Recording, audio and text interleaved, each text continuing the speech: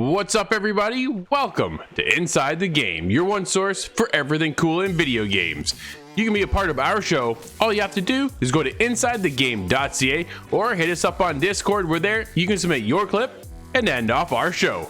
What's coming up on today's episode? Here it is. It's the rundown. Did an early look at this game, a little bit of a preview, and now we're about to wrap it up and actually give it a full score. Alright, it's an exciting week. Outriders is out. It's on Game Pass. It's available on just about every platform. Yeah, that was kind of a weird take for me, I gotta be honest. Going back and forth with both Clints. The way it's kind of delivered, it was nice. The music does immerse you into the feel of the 17th century. I'm driving oh my god, he flew off the couch! That looks like a fantastic show, so let's get started. Here's Corey and I as we head back into the world of Domination. Evil Genius 2.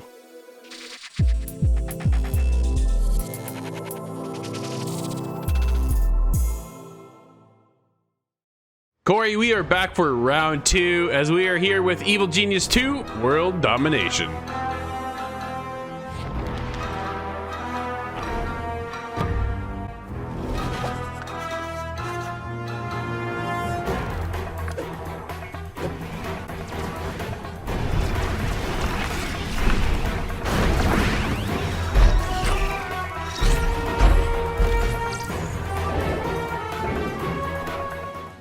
Corey, we are back. We're getting our Evil Genius on, and we did an early look at this game, a little bit of a preview, and now we're about to wrap it up and actually give it a full score. We've dove in even further since the preview build of the game, and well, for me, I've had a great time, but for you, as much as you've enjoyed it, you've also talked a little bit of kind of worn as welcome. Yeah, you know what? This is a unique game because we don't have these, many base building style games out on the market necessarily, mainstream at least, that a lot of people would know about. And, this game originally came out in 2004 and it was well received, but it was, just a kind of a basic game at the time. And, they've decided to release this second one. And honestly, I've had a great time jumping in. I love the styling of the game. But like you said, as you go through this game, I noticed that it feels a little bit repetitive. There's a lot of tasks to do here. There's a lot of things to manage, whether it be your minions or, jobs on the world stage. But all of it over time, at least, just kind of piles up and it almost seems a little bit, it is monotonous at times, and I feel like, I kind of wish I had minions to do those tasks for me so I didn't have to do that or, take care of this. And there were certain things I had difficulty with when it came to alerts in game. Like, there's a lot of information to take on, there's a lot of screens to go through, and it took some time in this game to kind of understand what everything was showing me, what I was looking at on screen when it came to, tracking graphs and stuff like that. There was a lot of stuff they didn't necessarily explain through the tutorial missions when it got into the deeper parts of the game. But it is, for some people, I think that'll be the fun with this one, right? Like, you're gonna learn this game as you go. There's kind of always a curveball being thrown at you, whether it's agents or super agents. I found out as we got deeper into this one, man. And let me tell you, the challenge was a lot of fun because I'm trying to figure out, how many guards I need to have, and should I be locking down my lair, and all the people in the casino are leaving now, and that's not good. And there's just so many aspects here of management, and that's what these games do, and this one really does a good job at it. So I have a tough time really knocking it because I had so much fun, but digging deeper into this game, I started to realize, some of its kind of faults. No, for sure. I reached a point within the game that, I'm just going to do this again, am I? And you know what I mean? Like, but there was so much depth within the game. The tutorial I thought was well done, but dude, that is long. Like, I was 2.5 hours just in the tutorial. Like, wow. I get there's a lot going on, like you said, there's a ton of stuff, and it gets tossed at you pretty quickly too. So even in that 2.5 hour of a tutorial, it was just non-stop, and it's introducing you to new mechanics. Go out and launch a scheme, so your schemes can help generate money, because you need that money then to keep your business afloat. You're behind the scenes, and then you gotta front the casino. And I thought the casino was a cool touch. I like being able to go in there and customize that and do certain things. But a lot of it, at times, I just kind of, man, here we go again. And just like you said, the alerts were there too, just constantly going. And then sometimes I almost felt lost.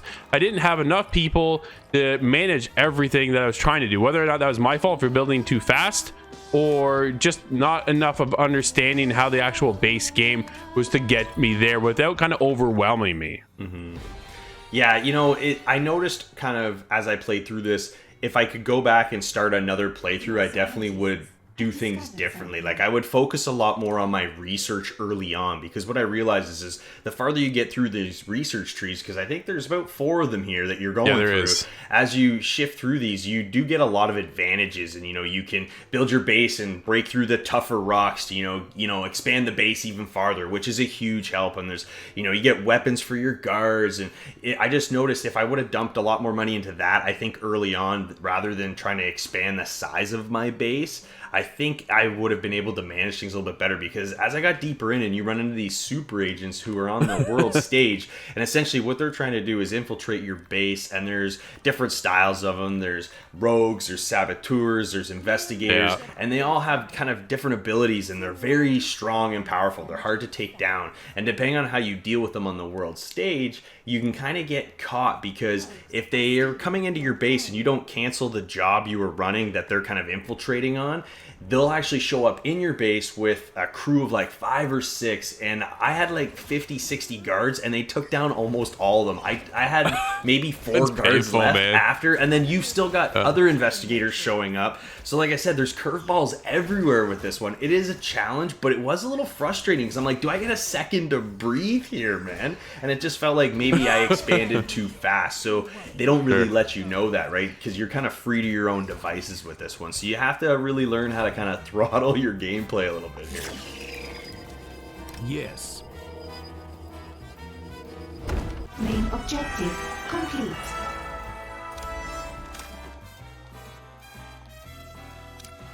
What ich bin pooped.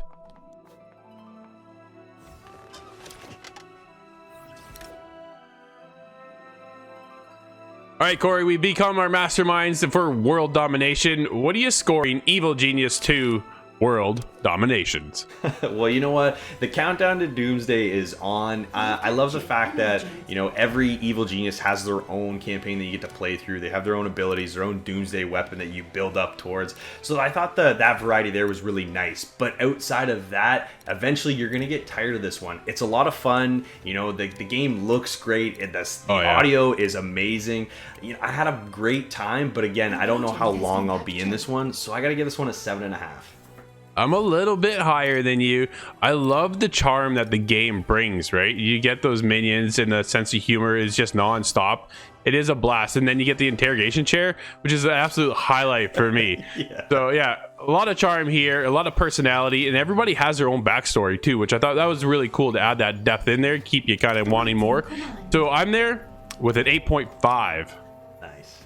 Command processor.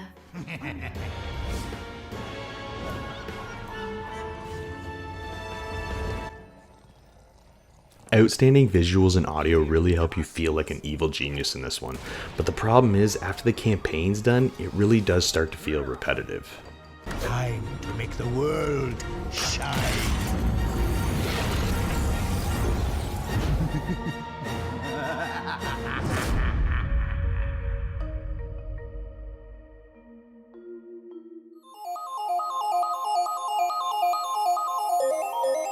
So who here likes free things? I know I love free things, and I'm pretty sure that you do too.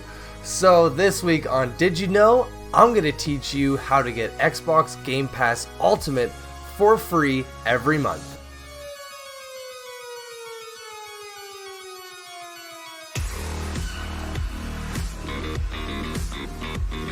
So Microsoft, for quite a while now, they've been doing this thing called Microsoft Rewards. This sort of rewards package where if you use anything within their ecosystem, like using Bing or Microsoft Edge or playing games on the Game Pass, you simply get rewarded points. And it's blown me away to find out that you can obtain a ton of points each and every month just by either playing the games, completing silly little quizzes, or just by simply logging into games and getting achievements. So how do you obtain this? Well, you just need a mobile device and an Xbox or a PC. Download Bing on your phone, download Microsoft Edge on your phone, and simply download Microsoft Edge on your PC or your Xbox. In doing so and using Bing on all of those search engines, you get a ton of points each and every day. And like I said earlier, that's on top of quizzes and daily activities, and I haven't even gotten into the punch cards and the weekly and the monthly activities that they have available. This is crazy. You can actually obtain around 8,000 points without even opening an Xbox game. That's just by using the search engines, opening a couple apps, and doing some fun quizzes. I honestly love the quizzes. I'm kind of one of those guys who just loves learning little random tidbits of information, and this totally scratches that itch. I learned about dinosaurs, I learned about famous actors, I've learned just a bunch of random stuff, and this is all because of this silly little app. This is great for kids, this is great for adults. I love this tool. It's fun. But let's get into other ways to get points. Game Pass quests. There are a ton of quests. Monthly quests, weekly quests, daily quests. There are a ton of things, and it's simply just by playing the games. Now, I do say that this is a great thing for kids, but sometimes some of the achievements or some of these quests that they have are for some more mature rating games like, Injustice 2. So sometimes you might want to monitor what exactly they're playing with some of these quests. But that all being said, that's only a handful. There are still a ton of other ways to get points. I think an important thing to note is that you need to log into this every day. There is a weekly streak bonus and a daily streak bonus, and it's just by simply logging in and completing a couple activities. They just give you points almost all the time, and you don't even know how it's happening, just because there's so many different ways to obtain points. And one of the biggest ones are punch cards. Now, punch cards, they kind of vary. Some of them are a few days long, some of them are all month long, some of them give you 150 points, some of them will give you 6,000 points. There are kind of a lot of variations of the punch cards, but they're very easy. A lot of them, the more expensive and heftier ones, will be like play or purchase Outriders, which gives you 6,000 points. So ultimately they're giving you about a free month of Game Pass on PC if you just buy Outriders. That's kind of cool. Like what an interesting way just to keep people, engaged in their ecosystem. I absolutely love this. And for me, I didn't necessarily have a lot of money growing up. Like my parents definitely treated me well, but I was working pretty young and they made me buy certain things. So if I was a kid in this generation, I would be stoked about this. I'd be telling my parents, like, hey, let me just play games and use the search engine to get points so I can get, 300 games for free every month. Because ultimately, it costs 12,000 points to obtain Xbox Game Pass Ultimate every month, and you at least get like 14,000 for completing the dailies and the weeklies. So like that's honestly, they give you more than that. And there are sweepstakes, there are all sorts of rewards. You don't have to get Game Pass Ultimate. You can get food gift cards, you can get Cineplex gift cards, Best Buy gift cards. There are a ton of options. You could donate money to charities like I've done for a few of my dollars. It's awesome. The options are endless. Please let me know on our Discord and check out our website once we finally have this uploaded, because I want to be able to share this with you guys and for you guys just to simply be able to check it out and without having to kind of scrape through and do all this math, because there was a lot of math with this, and maybe not the best at it, so it took me a little while. But that all being said, I'm super excited about it. Let me know on our Discord or on our website if you guys are interested in this reward system.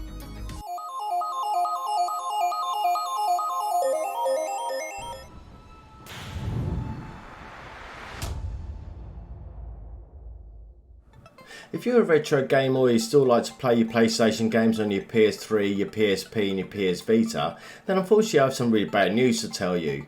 As Sony has just confirmed that on July the 2nd, you'll no longer be able to get in-game purchases for your PS3 and your PSP, and to follow suit on August the 27th, in-game purchases for your PS Vita. You can still download previous owned games, but you'll no longer be able to get in-game purchases from these stores or be able to claim your PSN wallet funds when the store closes. An email was sent out to the PlayStation customers saying the company is closing their respective PlayStation stores in an effort to focus on resources for the PlayStation 4 and the PlayStation 5 stores, which will enable us to enhance the customer experience even further.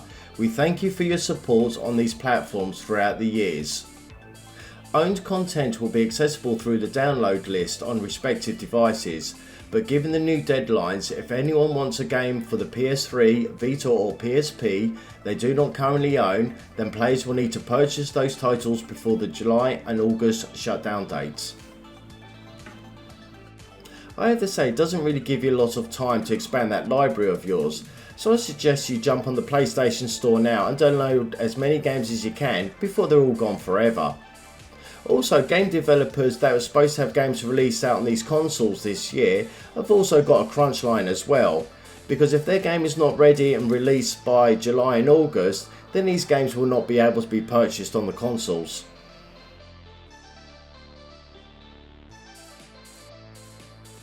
I definitely like to talk about gaming peripherals on this news segment, and I've definitely touched on a few in the past, but I haven't really got into headsets at all. And you know what? It's probably because there's a million of them out there, ranging from, $20 to $100, and $100 to $500 and, beyond. So it's tough to kind of narrow down the market depending on what you're looking for.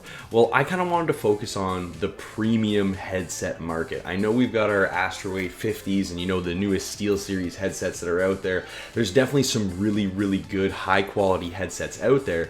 But you know what? The one thing is that there's companies out there that make really good headphones for listening to music and voice calls, things like that. So the fact that you can actually have a company like Bang & Olufsen come in and create a premium wireless headset for the Xbox Series X, S, the Xbox One, and Windows PC. So we've got the BeoPlay Portals. And this is a kind of an interesting name, but let me tell you, this is a sleek looking headset. It comes in 3 colors, black, gray, and navy. It's going to be released in April, I believe middle of the month from the sounds of it. They haven't given an actual date yet. You can pre-order on their website and pay a little bit now and the rest later. We're going to talk about the price here in a second, but I kind of want to jump into kind of what these are all about.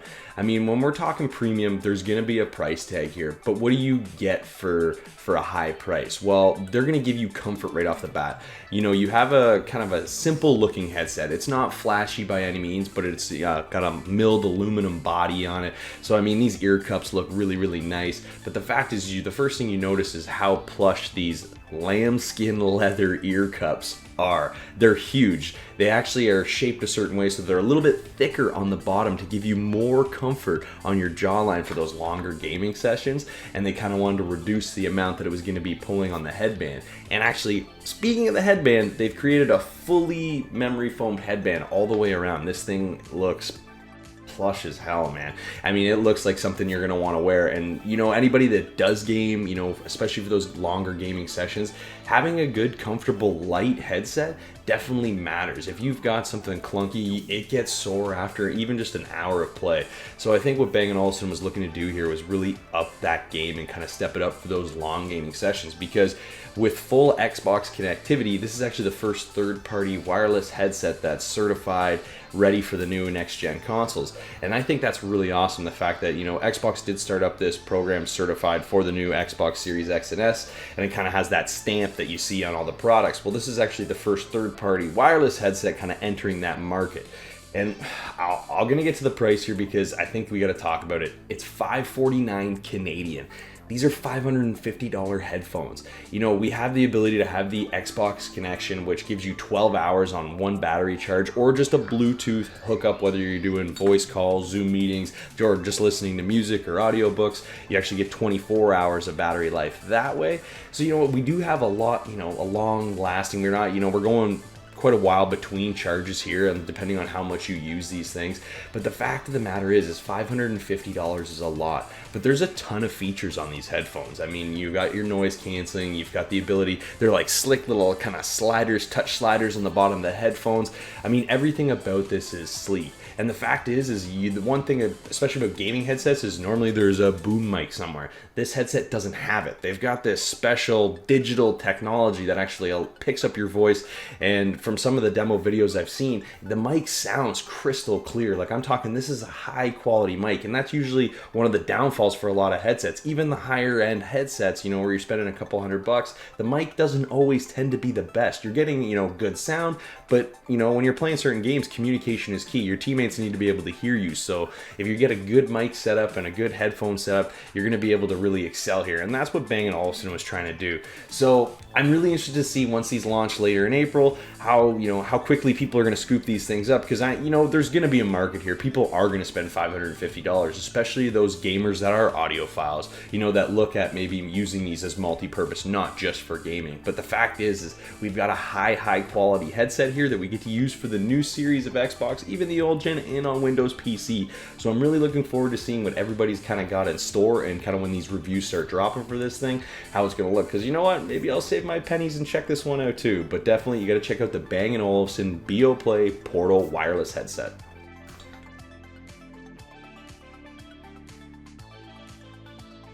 Alright, it's an exciting week. Outriders is out, it's on Game Pass, it's available on just about every platform, and it is crossplay.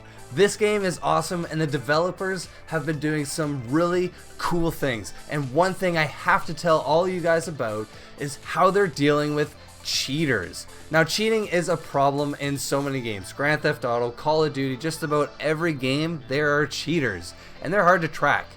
But what Outriders is doing is that if you are caught cheating, you will have a banner permanently put on your screen saying cheater, so that if you try to post any content or while you're streaming and you're trying to be like, oh, this is real, no, you cannot fake it, because this will be permanently there. And on top of that, they will matchmake you with other cheaters, so you, being a nice normal person, won't get stuck with all these annoying cheaters. So, another thing I have to say is that other developers need to pick up on this. Cheating is a big problem, and Outriders isn't even a PvP game, it's a PvE game. So, the fact that other PvP games do not have something like this, I think this sets a bar, and I would love to see other developers pick up on this.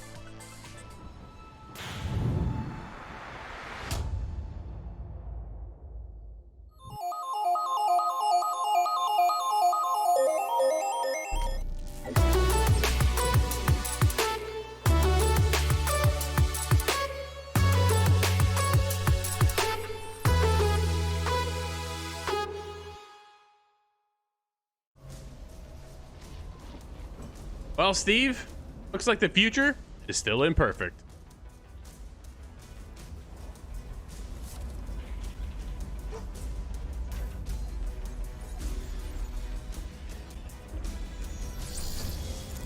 Steve, you and I jump back into the world of Marvel's Avengers with the latest story character, Hawkeye. Clint is back into the game. First foremost, dude, I was a little skeptical when they announced Clint, just shortly after Kate Bishop's storyline. So we have two bow and arrow characters back to back. Clint's story takes right off after the events of Kate Bishop's ending for her story, and story for me was cool, but you and I were talking a while ago, and it is short. Oh yes, it's very, very short. But like you said, it's like continuing on from Kate Bishop and what we talked about of having another archer in the game. And what I found was actually Googling to find out where they decided on this character, and it's actually from the Marvel comic books. Yeah. And the developers, they looked very hard on what character to introduce as the next DLC, and they thought Clint Barton would be the perfect choice, because you're not just playing in modern day, you're also playing in the future. So you play old man Clint. Yeah, that was kind of a weird take for me, I gotta be honest. going back and forth with both Clints. It was a weird spin on the actual game. The storyline I thought was overall cool, but yeah, very short-lived, right? Like I think I might have been there tops 3 hours. Kind of played it in small bursts for the last little while. Got it done. Enjoyed my time with the story, but it's over, and now I'm left kind of wanting more. And I want more from Clint too. I was shocked that they followed up Kate Bishop so quickly with another bow and arrow character, but I do find, Steve, that they actually play very differently. I do like how their abilities they more like play off of each other than kind of like counteract each other. So I thought that was awesome because I really did like using Clint. I thought his materials, his mechanics, his game mechanics behind him were really solid. Where Kate felt a little disconnect from me. What about you? Oh, definitely. I mean, I did like the cluster arrows, the 3 arrows. Yeah, it's super cool. I had to use that quite a few times because in this one you do get a bit more attacks from is it the robot? Not robots, but they're all robots, isn't they? They're all robots, man. They're still all robots. Future, past, the past, the future, and the present, Steve. They're all the same enemy types. Yeah, but the mechanics, I didn't realise there was actually more than what I was using. Right. And it's only after I realising, because I was still using the cluster arrows or the sticky bomb one where it sticks to them and then you can detonate it or explode it. But then you had the boomerang arrows. There was a whole list of them, and I thought, I've not tried all of these. And so I might sort of jump back on and try them out or jump into the harm room because obviously the training room. Yeah. But I find that a bit boring though sometimes, the harm rooms. It just gets a bit repetitive and, absolutely, you know, especially when you get to like wave number 9 out of 10 and then you die and then you have to do the whole thing again. Yeah, no, I like But playing... the other thing sorry. Go ahead, buddy. I was going to say, we were talking about like the future Clint. The only thing that did kind of put me off a little bit was the Wastelands seemed very similar to the normal Avengers one, but just a different skin for the Wasteland. Yeah, I think that just in my opinion, it felt very similar to like when you're doing like the AIM missions, like going around and like going from place to place. I just felt very similar, and it was like a wasteland. There was hardly anything there. It was empty, right? You get clusters of enemy AI coming at you, but that's about it. But again, same enemy type. Like they're even there in the future too. I thought the way the story wrapped up was pretty cool, but then that was it. Yes. You're like, ooh, oh man, it's over. And then you're left with what? Why do I want to keep grinding out Clint's character style up to 150? That's the biggest downfall, right? We're still the same spot with Avengers. As much as we enjoy it, we're still kind of wanting more. The main campaign was a cinematic experience from the minute it started till the minute it ended, where I don't find that that's here with Clint as much. Yeah. I mean, it's good like they tell you the story like of the character from where it left off. I did like the previously. Yeah. Before you start the game, they showed you the whole like a recap episode, the recap of the whole game, and then you sort of take over from there. And like I said, I did enjoy the story. I think the campaign is what really kept me playing the Avengers, really, because the content wasn't there, and I do like Marvel films, and I was into like when I was younger, like the Avengers, anyhow. And I wish I read a few more comic books though, because I think this would have helped me a little bit more on like the main boss character, Maestro. Yeah, absolutely, Steve. That was a perfect tie-in because I have no idea why he's there. The game doesn't explain where he came from or why he's there or what happened, right? He kind of touches on small little things, but when I finished up the boss, I was like, what now? What? Like, what? Where did Hulk or Maestro just out of the blue show up? And he's just, I won't get into it because it's a short campaign, but at the same time, it was a confusing introduction. Even it was just, and not really what I was hitting home. Yeah, they could have put a few more hours gameplay and then maybe explained it a little bit more. Yeah. You know, like in the future or before it happens, or even like a little bit of a cinematic of the apocalyptic of the world kind of thing. Because that's basically what happened. It was just a big war, nuclear war.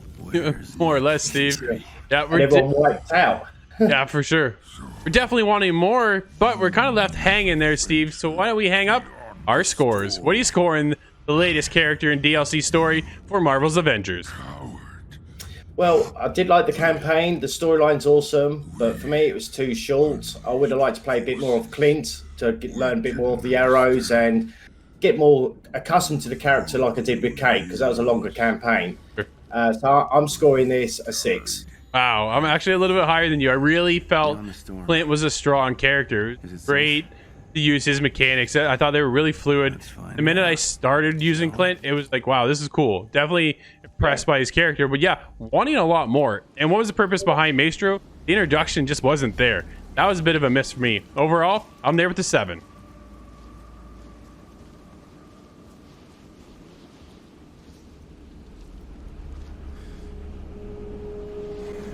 Future Imperfect's campaign worked really well with Clint, but was short-lived due to length and left you wanting more.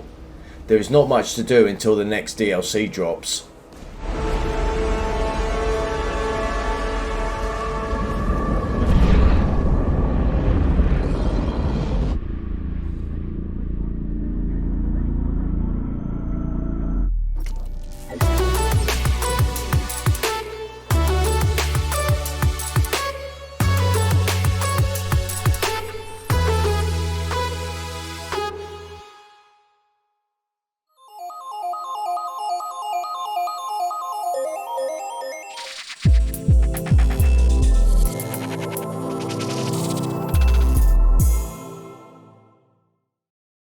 Steve, is that you? I can't see through all the fog.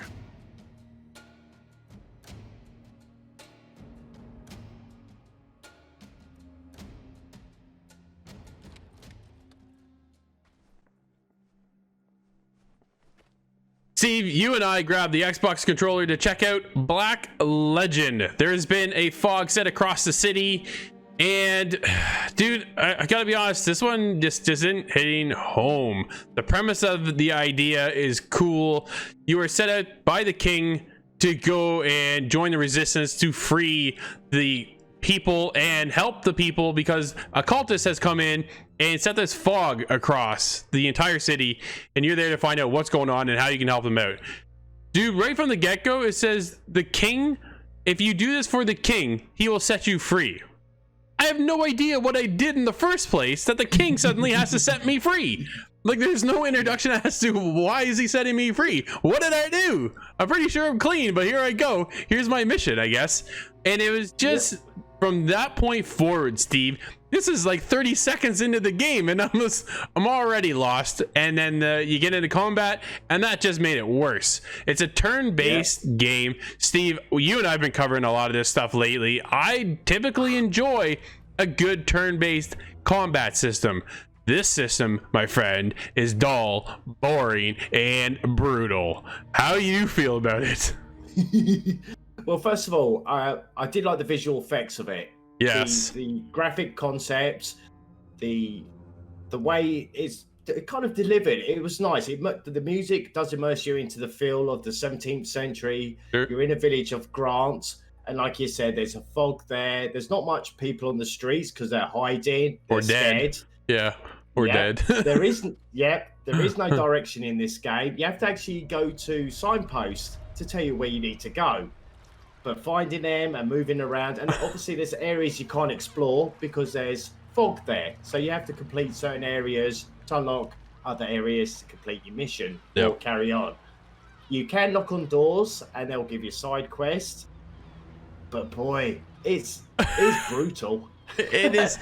Brutal. It really is painful, Steve. It's just, so when you start, like, I'm going right back to the very beginning of the game. The tutorial alone kind of steps you through, right? Like it should. And then after the tutorial, Martine joins your gang. Okay, so the tutorial gets you set up and it's just you, Martine, and away you kind of go. Then you get into your first battle. All of a sudden now, you have 3 other party members that were just kind of come out of the woodworks. I have no idea where they came from. All of a sudden now my party's just gained up. Now we're a party of 5. I'm like, there was just me and this other dude, and now there's 3 other people standing beside me. What is going on? No idea. I'm like, all right, fine. We get the tutorial done. Martine says, okay, cool. I've been with you now long enough. I'm going to join you. Awesome. So let's preface this with Martin has a sword. He uses his sword in the tutorial. Okay, tutorial complete. I now set out on a mission. Dude, I get in my first combat. Martin, I don't know, holds onto a sword, but doesn't care to use it. Puts the sword away and throws rocks instead. I'm like, what are you doing? You have a sword. Try using that. My character has a sword. Doesn't want to use that either. The other party members in my team have a sword. They don't feel like using that either. They just rather throw rocks at people. I'm like, I don't get it. Dude, I really didn't get this game. The minute I hit combat, shuts the whole game off for me, man. I just got so turned off by the combat alone. It was just infuriating because the story seems really cool. The environments, like you said, are awesome. A lot of highs, Steve, but the combat just drags this game down to a grinding halt for me. Yep, I'm totally with you. I did like its text and voiceover, and I did like the characters and the voices. At the beginning, there's a lot of text, and I was almost sort of drifting away trying to read and listen to it, because there's quite a lot of the history. Yeah. Moving around was not too bad. So like I said, I liked the town of Grant, but like you said, as soon as you get to the combat mode, it's like, it was brutal. The camera angles were terrible for me. It was like you move it and then it'd be like, it was almost like the sensitivity was too easy. Like you just touch it and it'll move all over the place. Yeah, you have enemies in front of you. Some weapons you can't use when they're right in front of you. You have to actually move away if it's a crossbow or something like that, or throw a rock at their head. These enemies seem to have spears, guns, everything. The other thing I also found, which was brutal in the battle modes as well, was obviously as you keep fighting the same people, as you unlock different areas, you don't get many resources to build your health up much. Yep. And like you said, you got 4 to 5 characters that all their energy is low. So you start the combat, and I'm dead in minutes because they're full health. They have all the top of the range weapons. I've still got my daggers to throw, stones to throw, and like I said, I don't understand the moving of it as well for the combat. It's some areas awkward. You can't go. Yeah, some spaces you can't even move to. It's just kind of like go over here, and then all of a sudden that's your 2 moves gone. So then you can't even use a weapon. Then you have to end your turn and move to another character. I don't get, and it that put me off big time on this game. Absolutely. See, Black Legend just kind of got sucked into a black hole for me. I want out of this hole, dude. I am done. It didn't hit home, unfortunately. If you like turn-based combat, this might catch you. The setting is cool. The voice acting is incredible. I did have the doctor, though, peak in his audio, which I don't see very often in games at all. He actually distorts when he peaked too high in his audio. And man, like the rest of it was solid, though. But that combat just dragged me right down to a 4. What about you? I'm exactly with you, Drew. The gameplay itself was great. The combat just totally put me off this game. I'm actually going with a 5 on this one. Nice.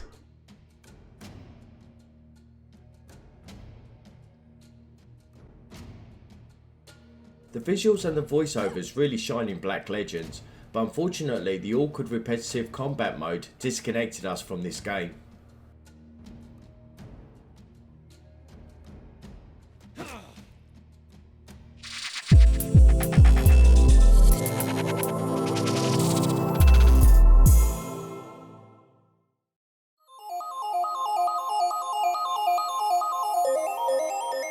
The guys and I were live this week over at twitch.tv/theofficialitg as we hung out and, well, crashed up a bunch of cars. That's right, we went crazy in some Wreckfest. To check it out. There we go. All right, you get ready for a destruction derby game? Like, Yes, this is dude. gonna be a ton of fun. It's been a long time since I've done any of this. I'm calling it like a stress relief. Yeah, there you go. Exactly. That's a good way of looking at it, Steve. That's a really good way of looking at it.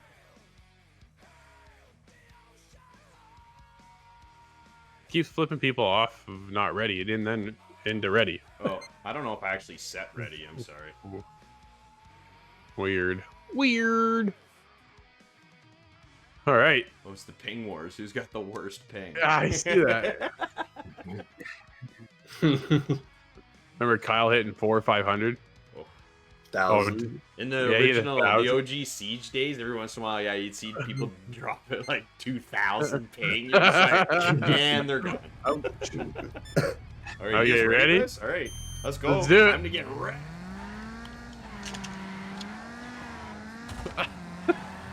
I'm driving. Oh my god! He flew off the couch.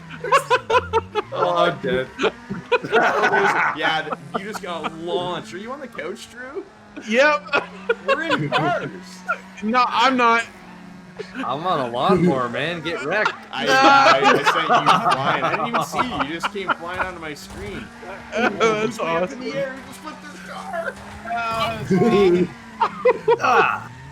That's right, Steve. Oh, wait, you're That's right, Oh, Steve. here we go. Here we go. The lawnmower's OP, man. That thing's Oh, quicker than man. I thought. I didn't pick it because I thought it was slow. That little guy rips. Oh, head on. You want to go head on with a car? No, I don't. What I want to do is, I'm gonna get you. Oh, yeah. This is wild. I'm burning out. I'm burning out. I'm smoking. I think I lost a tire. I was just spinning circles. I only have. Oh, he flipped me. Oh, back.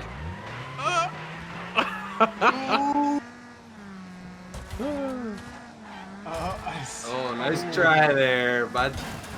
Whoa. Oh.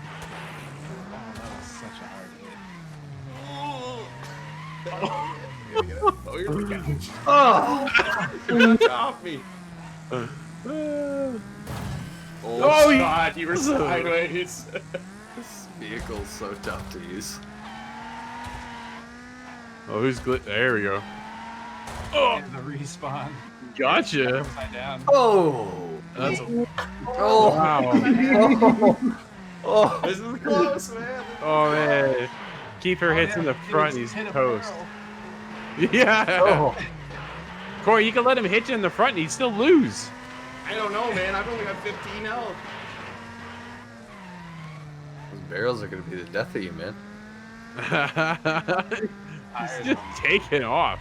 Hey, what's the E-brake in this? Oh, B. Corey, you're in the corner. It is B. B? Okay. Oh. I wasn't sure if it was B or X. Oh. Ooh.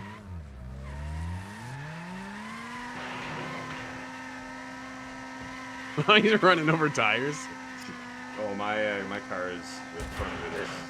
He's shot. Backwards. The final hit. I'm just trying to hit you. I can't. One more look. There it is. What happened? It just says finished. What? You won. You won. We forgot you. Yeah. That's Iraq. That was an intense battle for first place. The car's so hard to control when it's beat up, though. It's the same strength as the bus. I made sure that it wasn't like okay. ridiculous strength. Okay, I got you. Yeah. All right, I'm sorry, I wasn't set ready. Coming for you, Nate. We're coming for you. Yeah, watch out for my scoop, bro. Oh, actually, that Look at this RV war. it's actual harvester. That thing's big. Oh, yeah, you're bigger than us. Oh my gosh, See that's you huge. That's a later, good target. farm boy. All my health is gone. Oh, did it just destroy your health? Oh, you guys are jerks. Oh man, that's hilarious. Get dog piled right at the start. Hey, Nate, you do stick out a little bit. Dude, this thing is awful. The one where it's deep.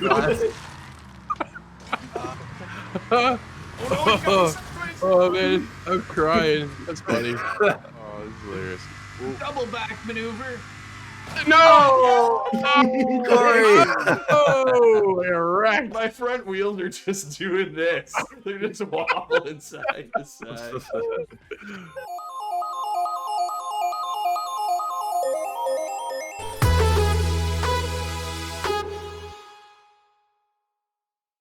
Guys, over the last little while, we've seen the rise and fall of BioWare, and with recent leaving departures from kind of the big shots, has me questioning the future of BioWare. Are we in good hands or are we not? Casey Hudson comes back to lead BioWare to a whole new era, hopefully.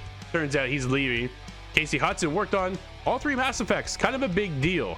Then we saw Dara leave. He takes off. He was in charge of Dragon Age 4, and then Jonathan Warner with the departure now as well because, well, they shut down Anthem. That's a concerning little note for me. Doesn't sound very good, guys, and it kind of has me a little bit concerned. Nate, how you feel right now about the future of BioWare? I'm gonna take the other side because I don't think it's totally I don't think it's totally a bad decision. BioWare, the BioWare we knew when Mass Effect 3 came out and Dragon Age, even Inquisition, like that's not the BioWare we know today.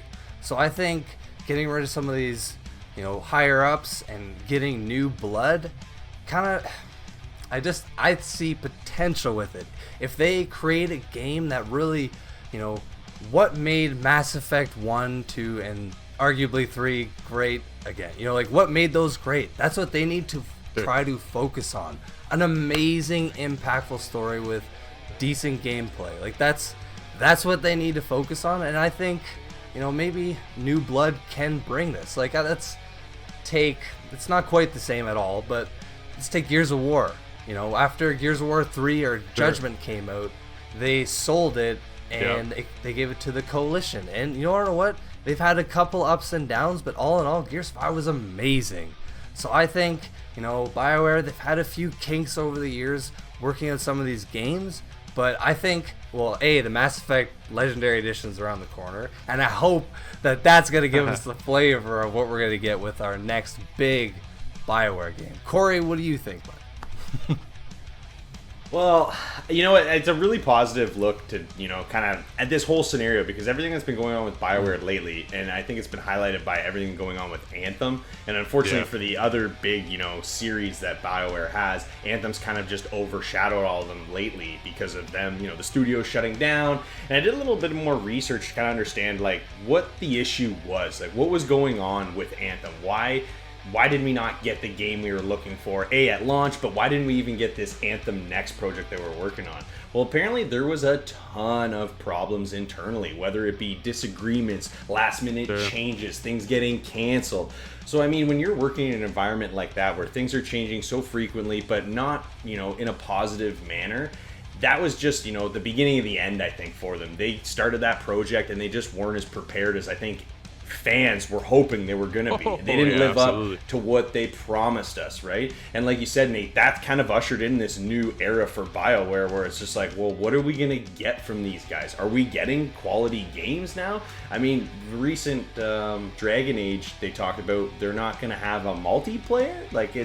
You know what I mean? They're removing. These are things that, we love playing games together. We love playing games with our friends and family. So why would they need to focus on the right things here, right? You know what I'm talking about, Nate? And I think that's what, getting rid of multiplayer and this whole live service thing, that was the biggest right decision.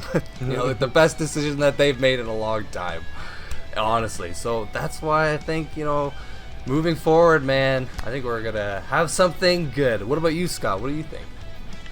Well, I think you summarized that very well. There is this duality. It makes a lot of sense on one hand because we know they have had some issues, and Anthem is the biggest kind of red flag in the environment right now. And we know that they feel pressure to do something different. They have to address some sort of internal strife. And to your point, get back to what made these games really, really successful in the first place.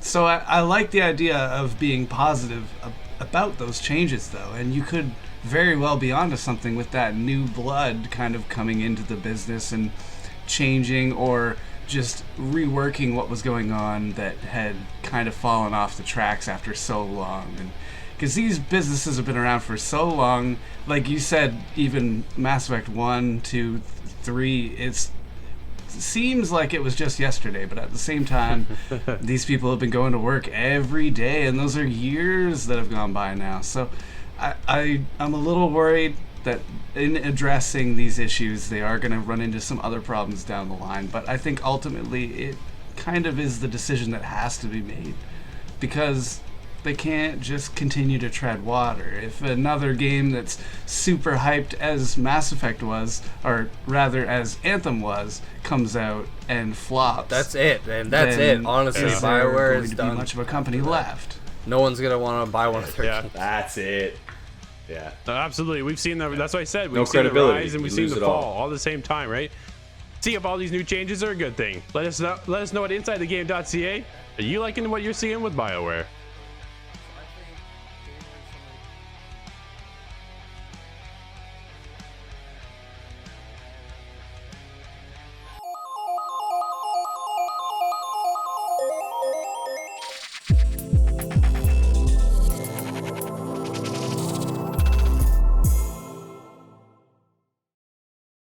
Alright, this week I'm reviewing Doom Eternal's Ancient Gods Part 1.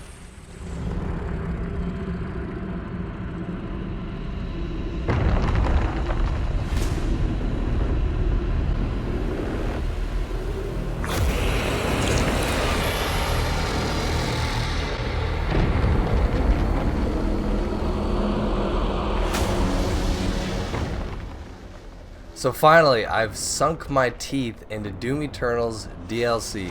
With the recent release of Part 2, I absolutely couldn't resist playing this, and wow, have I been missing out for quite some time. And I'm kind of glad I didn't play it because they leave you with quite a cliffhanger at the end of Part 1. It really takes you quite a while to scoop up your jaw off the floor.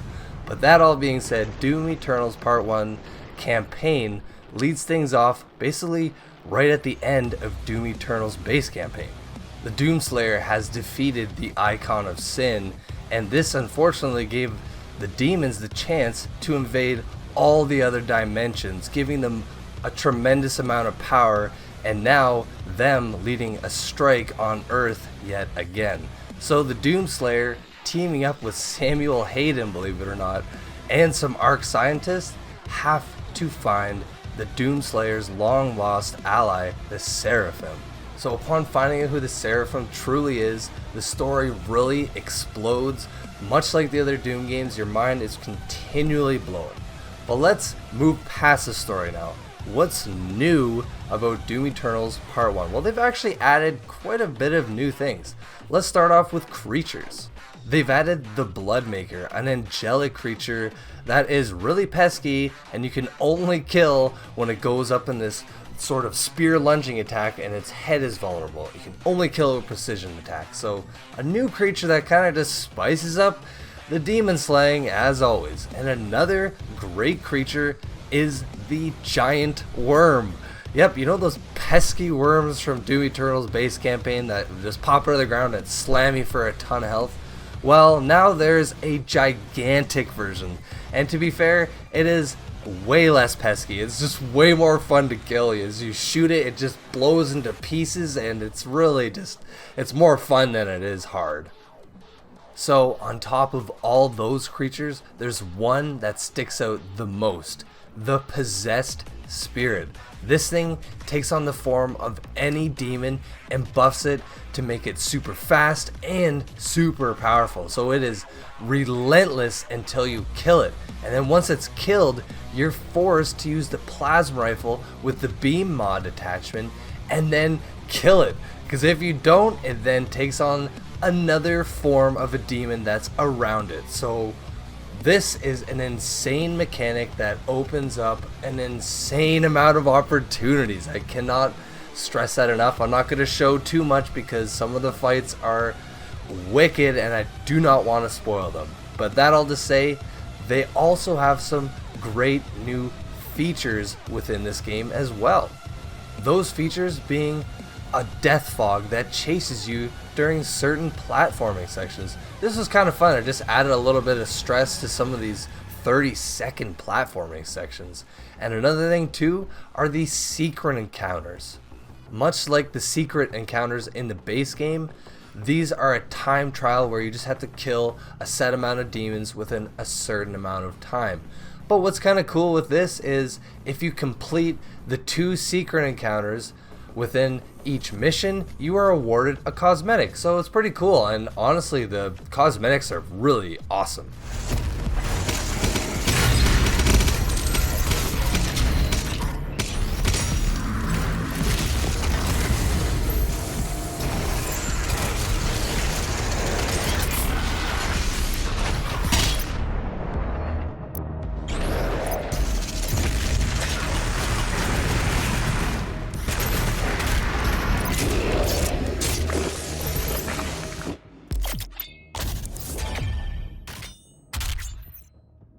So the final and most important addition to Doom Eternal's DLC is that they have added support ruins.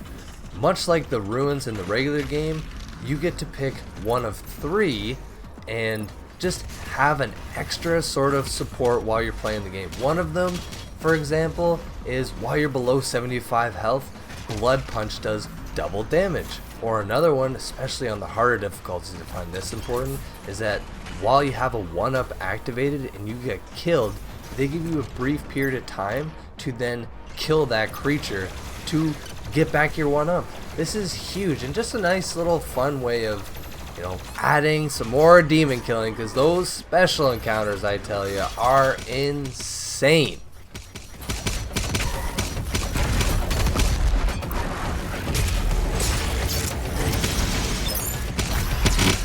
So is Doom Eternal's Ancient Gods Part 1 DLC worth it? Absolutely. It looks amazing. It plays amazing. There are a ton of more demons to kill. It is, in my opinion, harder than the base game. You are going to have your hands full with this one. You have to check it out. This is going to get a 10 out of 10 for me.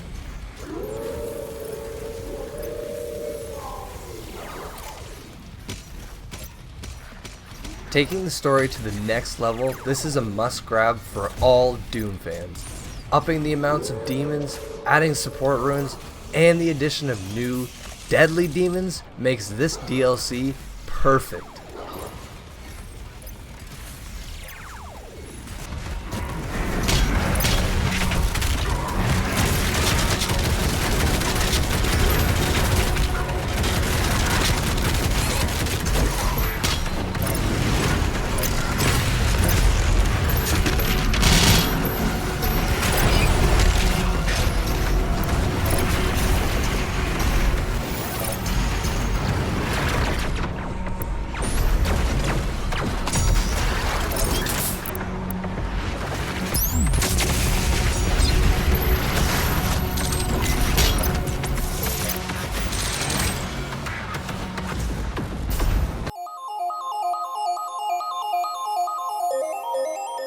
That'll wrap up this week's episode. Thank you for hanging out with us. And of course, you can be a part of the show.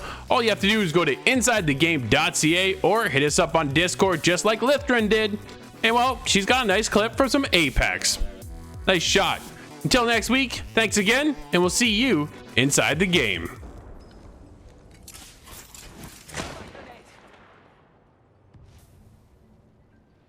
One minute. Ring's just around the corner.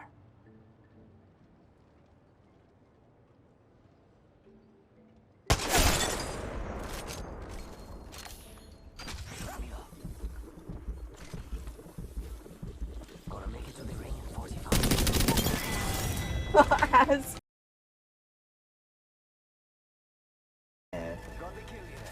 GG's, thanks for hanging around. Sorry I couldn't get you. Check me out on Twitch. Apex champions.